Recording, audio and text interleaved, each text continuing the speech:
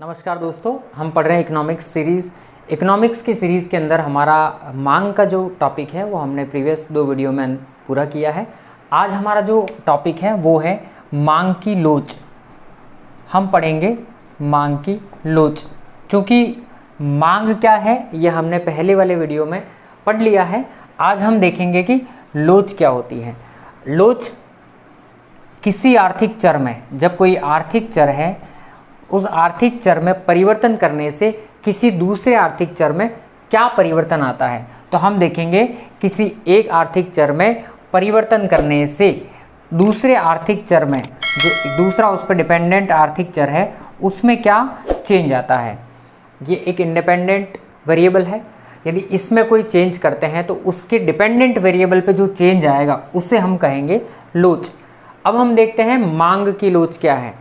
अब जब मांग शब्द इसके साथ जुड़ा है तो हमें ये देखना पड़ेगा कि मांग पर क्या प्रभाव पड़ेगा यदि उसके निर्धारक तत्वों में परिवर्तन होता है। तो हम देखते हैं कि मांग की लोच किसे कहें। तो मांग की लोच से सामान्य अभिप्राय, यदि किसी वस्तु की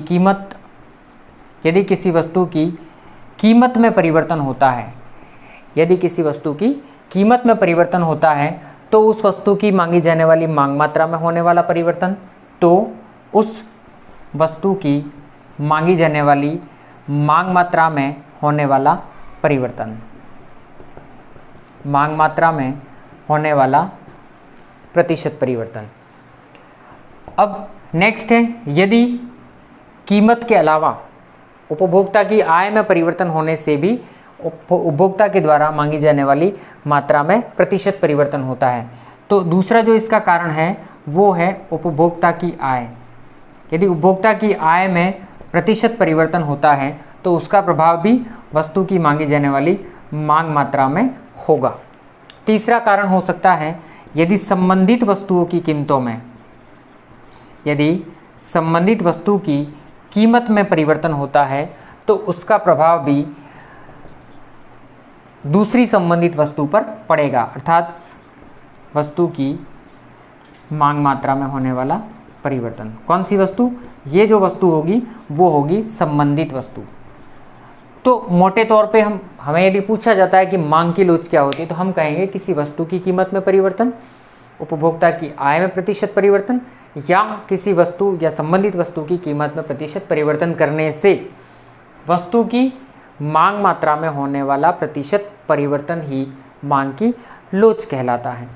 यदि मांग की लोच को अपन बाइफरगेट करें तो 3 तरीके से पढ़ सकते हैं। यदि वस्तु की कीमत में प्रतिशत परिवर्तन हुआ है तो वस्तु की मांगी जाने वाली मांग मात्रा में प्रतिशत परिवर्तन हुआ है, तो ऐसे परिवर्तन को हम मांग की कीमत लोच के नाम से जानते हैं। कीमत लोच क्यों कहते हैं?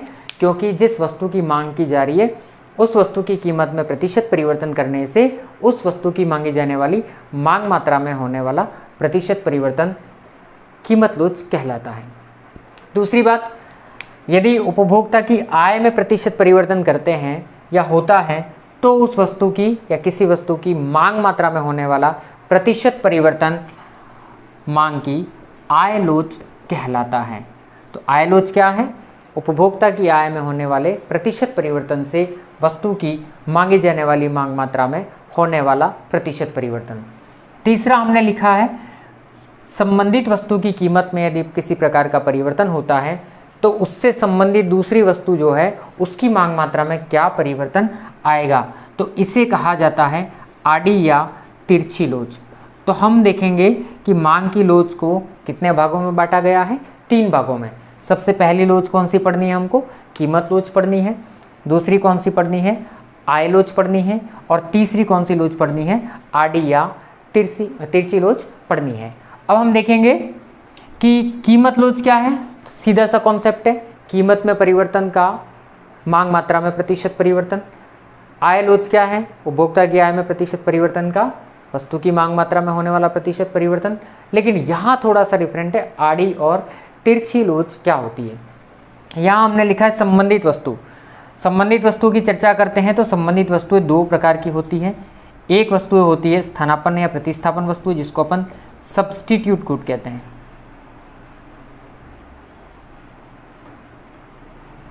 और दूसरी जो होती है वो होती है कॉम्प्लीमेंट्री गुड्स, जिसको अपन पूरक वस्तुएं कहते हैं। एक तो हो गई प्रतिस्थापन वस्तुएं या स्थानापन्न वस्तुएं, और दूसरी हो गई पूरक वस्तुएं। अब प्रतिस्थापन वस्तुओं का कोई एक उदाहरण लिख लेते हैं। जैसे हम ले लेते हैं कि डव और पियर्स ले लीजिए। डव और लक्स साबुन, नहाने के 2 साबुन हैं, डव और लक्स।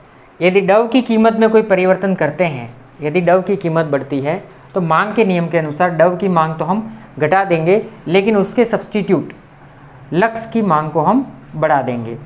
तो हम ये देखते हैं कि इसकी कीमत में प्रतिशत परिवर्तन करते हैं तो इसकी मांग मात्रा में क्या परिवर्तन होता है। इस चेंज को हम कहेंगे आड़ी या तिरछी लोच, क्योंकि जिस वस्तु की कीमत में परिवर्तन हो रहा है उससे रिलेटेड जो वस्तु है उसकी मांग में क्या परिवर्तन हो रहा है वो हम संबंधित वस्तु की कीमत में परिवर्तन से मांग में परिवर्तन या आड़ी लोच या तिरछी लोच भी उसको कहते हैं। अगला है पूरक वस्तुएं। जैसे पूरक वस्तुएं अपन ले लेते हैं, पेन और स्याही ले सकते हैं। तो हम कहते हैं यदि पेन की कीमत में परिवर्तन करें तो उसका स्याही पर क्या प्रभाव पड़ेगा, या स्याही की कीमत में परिवर्तन होगा तो पेन की कीमत पर क्या प्रभाव पड़ेगा। जैसे स्याही की कीमत बढ़ती है तो स्याही की डिमांड क्या हो जाएगी, कम हो जाएगी। स्याही की डिमांड कम हो जाएगी तो ऑब्वियसली पेन की डिमांड भी कम हो जाएगी। या पेन की कीमत बढ़ती है तो पेन की मांग कम हो जाएगी, और पेन की मांग कम होगी तो स्वाभाविक सी बात है स्याही की मांग भी कम हो जाएगी। तो इस तरीके से हमको ये देखना है कि जो रिस्पॉन्सिवनेस होती है किसके बीच में, वस्तु की कीमत और उसकी मांगी जाने वाली मांग मात्रा के बीच में, उसे हम मांग की लोच के नाम से जानते हैं। किसके बीच में संबंध है? सामान्य तौर पे यदि मांग की लोच पूछा जाता है तो हम बोलते हैं कि किसी वस्तु की कीमत और उस वस्तु की मांगी जाने वाली मांग मात्रा के बीच प्रतिशत परिवर्तन या इसके बीच प्रतिक्रियात्मक संबंध, इसके बीच प्रतिक्रियात्मकता या प्रतिक्रियात्मक संबंध को हम मांग की लोच कहते हैं। जो कीमत लोच की परिभाषा उसे ही सामान्य तौर पे मांग की लोच के नाम से भी जानते हैं। अब मांग की लोच को पढ़ने की ज़रूरत क्यों पड़ी? जब हमने मांग पढ़ लिया था और मांग में हमने ये डिस्कस किया था कि किसी वस्तु की कीमत बढ़ती है तो उस वस्तु की मांगी जाने वाली मांग मात्रा में कमी होती है, और यदि किसी वस्तु की कीमत में कमी होती है तो उस वस्तु की मांगी जाने वाली मांग मात्रा में बढ़ोतरी होती है। तो क्यों हमें मांग से इतर हमें मांग की लोच को पढ़ने की ज़रूरत पड़ी? अब मांग की लोच को क्यों पढ़ने की ज़रूरत पड़ी? तो हम देखते हैं कि मांग जो है वो सिर्फ क्या बता रही है, डायरेक्शन को बताती है। ये सिर्फ दिशा को बताती है। दिशा से अभिप्राय हम कहते हैं यदि कीमत बढ़ेगी तो विपरीत रूप से मांग प्रभावित होगी और मांग घटेगी, यदि कीमत घटेगी तो विपरीत रूप से मांग प्रभावित होकर मांग बढ़ेगी। ये दिशा को बता रहा है। लेकिन जब हमें सापेक्ष परिवर्तन देखना हो, हमें इनमें प्रतिशत परिवर्तन देखना हो, तो यहाँ संभव नहीं है। हम कहाँ देखेंगे? मांग की लोच के अंदर देख सकते हैं। तो ये दिशा मतलब डायरेक्शन को बताती है, और ये डायरेक्शन के साथ अपने को क्या बताएगी? ये डायरेक्शन को शो करेगा, जबकि ये किसको प्रेजेंट करेगा? डिग्री को। डिग्री से अभिप्राय मात्रा। ये किस तरफ परिवर्तन है उसकी बात कर रहा है, लेकिन ये कितना परिवर्तन है, कितना परसेंटाइल चेंज हुआ, उसकी बात कौन करेगा? मांग की लोच करेगा। जैसे हमें कोई 2 वस्तुएं हैं, उनकी कीमतों में परिवर्तन का, उनकी मांग मात्रा में परिवर्तन देखना है। तो यदि यहाँ हम देखेंगे, क्योंकि ये यूनिटलेस नहीं है, तो जैसे हम कहते हैं एक चेयर ले लेते हैं, कुर्सी ले लेते हैं, और इधर से हम एक कोई दूसरी वस्तु ले लेते हैं, जैसे मार्कर ले लेते हैं, बोर्ड ले लेते हैं। तो इसकी कीमत में बढ़ोतरी होने से इसकी मांग में क्या परिवर्तन आया, साथ ही बोर्ड की कीमत में परिवर्तन का इसकी मांग में क्या परिवर्तन आया। क्योंकि दोनों यूनिट अलग अलग हैं, इसकी यूनिट अलग हो सकती है, बोर्ड की यूनिट अलग हो सकती है। आप चाहो तो इसकी जगह कोई लीटर वाला मेज़र ले सकते हैं, जैसे दूध ले सकते हैं, एक संख्या के रूप में व्यक्त करते हैं, जबकि इसे लीटर के रूप में व्यक्त करेंगे। दोनों की यूनिट अलग अलग है। जब हमें इनको कंपेयर करना होता है तो वो मांग के अंदर पॉसिबल नहीं होता है। इसके लिए हमें मांग की लोच निकालनी पड़ती है। अब लोचशीलता कितनी है उसे ज्ञात करना होता है। तो हम क्या करेंगे? ऐसी स्थिति में उनका परसेंटेज चेंज निकालते हैं। परसेंटेज चेंज निकालने से जो यूनिट होती है उसको लेस किया जा सकता है। जब यूनिट लेस हो जाएगी, क्योंकि यहाँ भी प्रतिशत परिवर्तन और यहाँ भी प्रतिशत परिवर्तन, तो दोनों की तुलना की जा सकती है। तो हम कहेंगे कि ये गुणात्मक कथन है, मांग है वो गुणात्मक कथन है, ये क्वालिटेटिव स्टेटमेंट है। जबकि ये मात्रा की बात कर रहा है तो ये कौन सा कथन है? मात्रात्मक कथन है। ये सापेक्ष परिवर्तन को दिखता है, इससे हम सापेक्ष रूप से तुलना कर सकते हैं। क्यों कर सकते हैं? क्योंकि ये परसेंटाइल चेंज को बता रहा है। जब परसेंटाइल चेंज को बताएगा तो हम कहेंगे वो सापेक्ष परिवर्तन को माप सकता है, मेजर कर सकता है या सापेक्ष रूप से तुलना कर सकता है।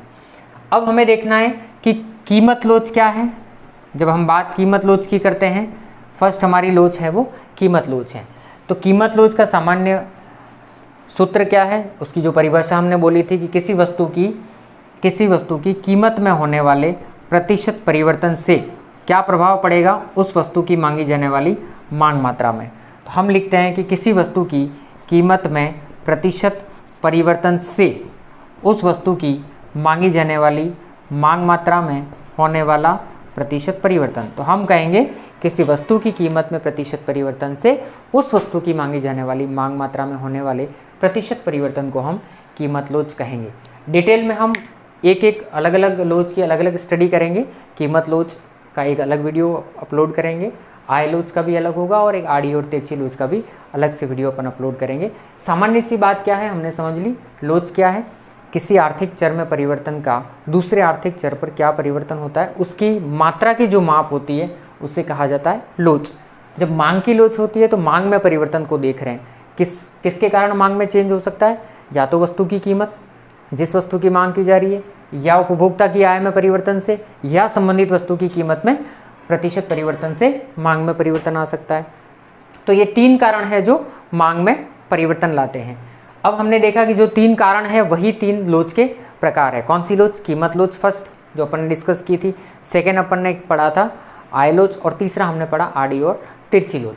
तो हमें ध्यान ये रखना है कि मांग और मांग की लोच दो अलग पढ़ने की आवश्यकता क्यों है? क्योंकि मांग डायरेक्शन को बता रही है, तो हमें डिग्री का पता लगाने के लिए मांग की लोच को पढ़ना ज़रूरी है। चूँकि ये गुणात्मक कथन है तो हमें मात्रा को ज्ञात करना आवश्यक है, तो ये लोच पढ़ेंगे। और चूँकि यहाँ 2 अलग अलग यूनिट वाली जो कमोडिटीज़ है या जो गुड्स है उनमें सापेक्ष परिवर्तन कितना हुआ वो मेज़र करना पॉसिबल नहीं है, क्योंकि वो यूनिट लेस नहीं होती है। तो हमें यहाँ प्रतिशत परिवर्तन होने के कारण यूनिट लेस होते हैं, तो हम सापेक्ष परिवर्तन उसमें देख सकते हैं। तो अगला हमारा जो वीडियो होगा वो कीमत की लोच पर होगा। Thank you very much.